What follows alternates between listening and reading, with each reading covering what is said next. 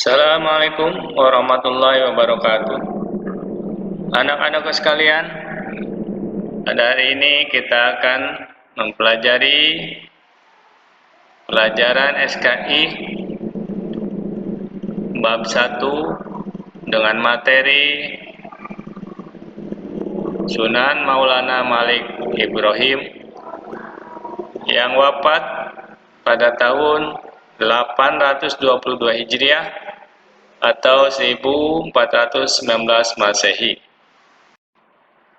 Agama Islam masuk ke Nusantara, tepatnya di Pulau Jawa, diperkirakan abad ke-7 Masehi, yaitu sekitar tahun 674 Masehi hingga 1433 Masehi.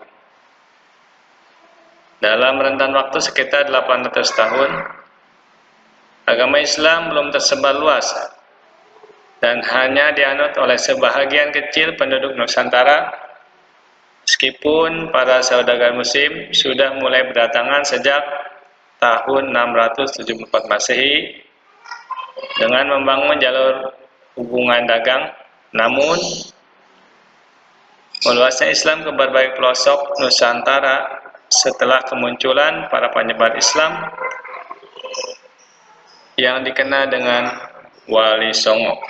Kata Wali Songo berasal dari kata wali, dan songo atau sanga berarti 9 wali.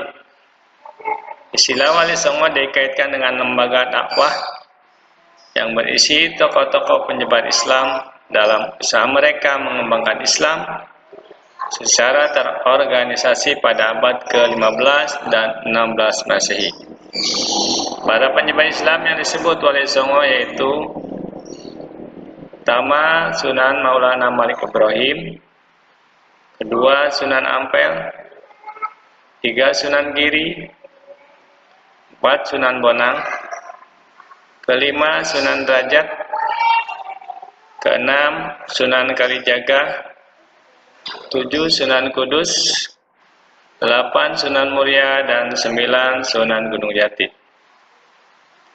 di mana semua mubalik ini atau Wali Songo menyebarkan Islam dengan cara-cara damai, santun, toleran, dan dapat menyelesaikan dengan adat-adat lokal penduduk Nusantara sehingga ajaran Islam diterima baik oleh masyarakat. Di luar Pulau Jawa, pada abad ke-17 dan 18 muncul pula para tokoh yang mempunyai peran dalam mengembangkan Islam seperti Hamzah Al-Mansuri yang wafat pada tahun 1590, Syekh Nuruddin Araniri yang wafat pada tahun 1658, Syekh Abdul Ar-Raub Al-Singkili yang wafat pada tahun 1693, kemudian Syekh Syamsuddin Al-Sumantrani yang wafat pada tahun 1630 di Aceh, Sultan Alauddin Al-Makassari 1639, dan Syekh Yusuf Al-Makassari yang wafat pada tahun 1699 di Sulawesi, Syekh Abdul Somad Al-Palembani yang wafat pada tahun 1789 di Palembang, Syekh Muhammad Arsyad Al-Banjari wafat pada tahun 1812 di Kalimantan, Syekh Nawawi Al-Bantani yaitu yang berdakwah dari tahun 1813 sampai dengan 1879 di Banten. Begitu pula di Nusa Tenggara Barat muncul tokoh-tokoh penting yang mengembangkan Islam seperti Syekh Abdul Ghani Al-Bimawi, hingga berkembangnya sejumlah pesantren di Lombok oleh beberapa tokoh.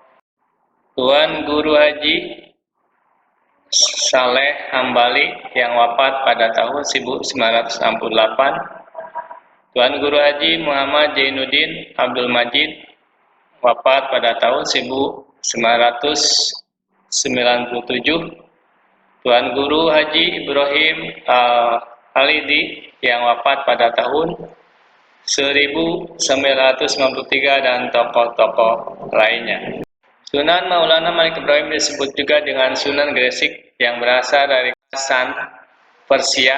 Ia dikenal dengan nama kakek bantal, di mana silsilah keturunannya tersambung dengan Nabi Muhammad SAW melalui Fatimah Zahra radhiyallahu anha dan Ali bin Abi Thalib karamallahu wajah dari jalur Husain bin Ali karamallahu wajhah, yaitu pada tahun 1371 Masehi. Sunan Maulana Malik Ibrahim datang ke Pulau Jawa dengan saudaranya Maulana Malfur, Said Yusuf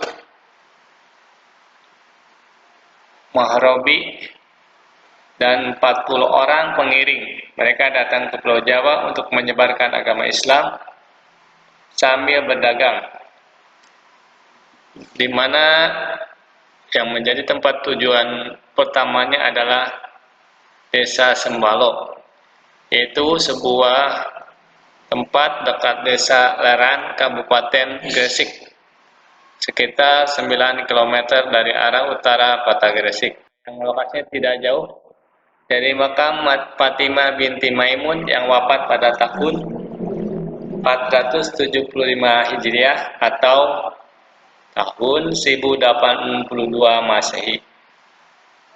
Di dalam menyebarkan ajaran agama Islam, Sunan Maulana Malik Ibrahim mula-mula dengan berdagang, membuka toko, menyediakan kebutuhan pokok masyarakat, dan menjualnya dengan harga murah di dekat pelabuhan yang berlokasi Brunok.